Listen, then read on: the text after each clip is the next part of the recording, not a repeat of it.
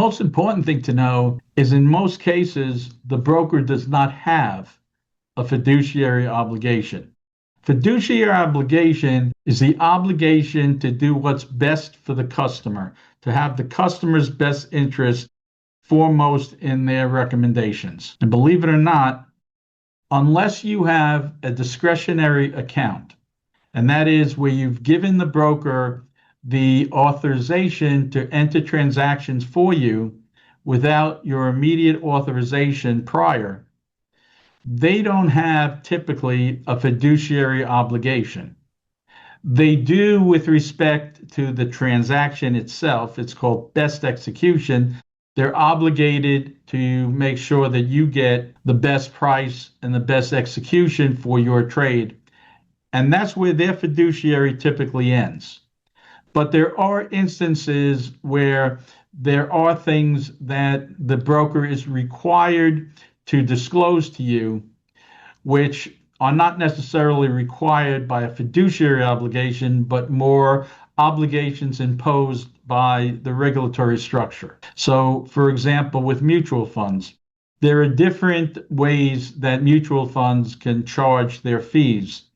And some are better for you depending on whether you plan to hold it long term or what your needs are.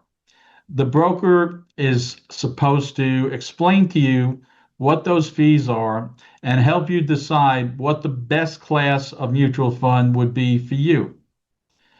In addition, there are accounts that are based on fees rather than commissions. That's where a financial advisor receives a percentage of the assets that they manage. And it used to be that fees were 1%, above 1%. Those fees have narrowed, and depending on the size of the portfolio, you can typically negotiate those down. You want to be very careful with annuities. And you see on TV commercials where some places say you shouldn't buy annuities, and other places say we offer annuities and that's all we sell. The fact of the matter is, an annuity is like a parka coat in the winter. If it's cold out and you're on top of a mountain, you want to have a parka coat. Well, if the circumstances are right, an annuity will work well for you. But if they're not right for you, then you're being sold something that has the highest commission of any product in the brokerage industry. So oftentimes I'll be speaking to someone and I'll ask them what kind of investments they have, and they'll tell me that 60 or 70% of their portfolio is in annuities. And I immediately think the broker has sold them that much in annuities to earn the larger fee. SEC and FINRA require that brokers disclose several facts about annuities. One, that there is a high fee. Two, that you typically cannot get out of the investment without paying a penalty.